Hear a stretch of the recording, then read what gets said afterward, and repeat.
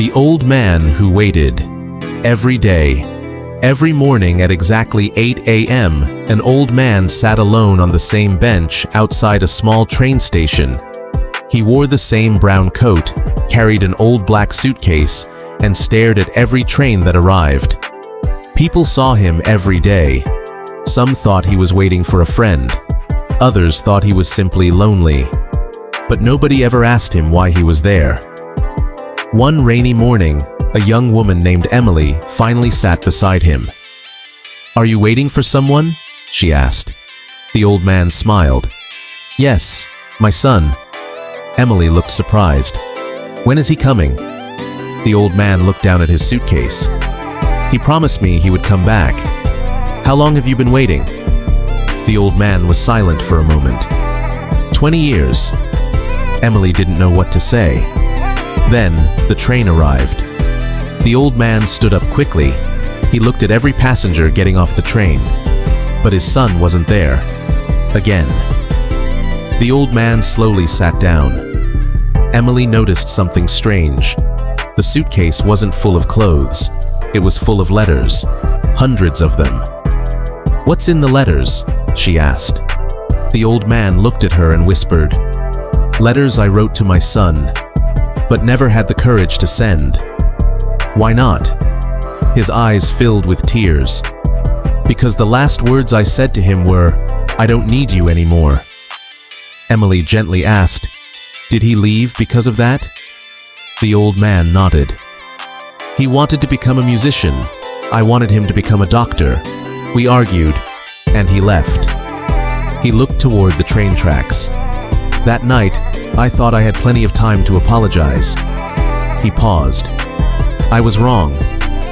Emily opened one of the letters. At the top it said, "Dear Michael, I'm sorry."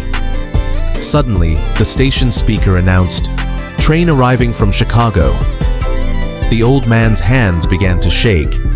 Passengers stepped off the train, one by one. Then, a man in his 40s walked toward the bench. He was holding an old photograph. The old man stood frozen. The man stopped in front of him. "Dad?" The suitcase fell from the old man's hand. For a few seconds, neither of them spoke. Then the old man whispered, "I'm sorry." His son smiled through his tears. "I know." They hugged. And for the first time in 20 years, the old man didn't have to wait for the next train. Sometimes, the hardest words to say are the ones that can change everything. I'm sorry.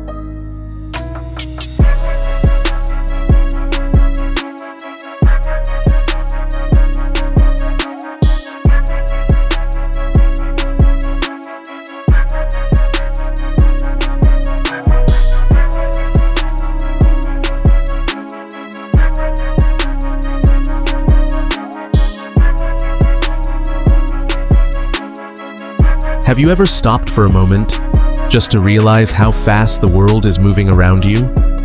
We get so caught up in the daily hustle, the endless deadlines, and the constant noise of modern life that we forget what it truly feels like to just breathe.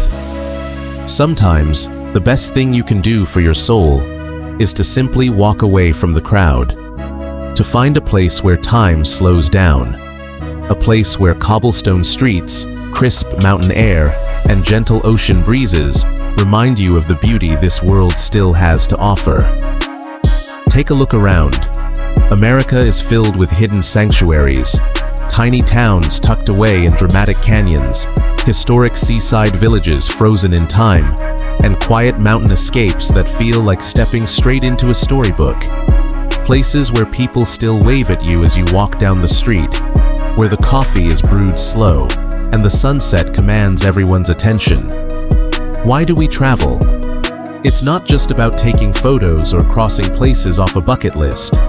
We travel because we are searching for something deeper, a sense of peace, a spark of wonder, a gentle reminder that despite all the chaos in the world, there is still so much magic left to be discovered. Think about the last time you felt truly present. Was it while standing on an ocean cliff, watching the waves crash against the shore? Was it walking through a quiet, oak-shaded square as autumn leaves fell around you? Or maybe it was just sitting on a porch, listening to the quiet murmur of a distant river. These small towns, these hidden corners of the world, they aren't just geographical locations. They are reminders of a simpler way of living. They teach us that we don't need much to be happy. We just need connection, nature, and the courage to slow down. So if you're listening to this right now and you feel tired, if you feel like the weight of the world is getting a little too heavy, consider this your sign. Take a step back, plan that trip, walk down that unfamiliar road, explore a town you've never heard of, because at the end of our lives, we won't remember the hours we spent sitting behind a screen or working in an office. We will remember the moments that took our breath away, the quiet mornings, the golden hours, and the places that made us feel truly alive. Don't wait for the perfect time. Create it. Life is happening right now, and the world is waiting for you to see it.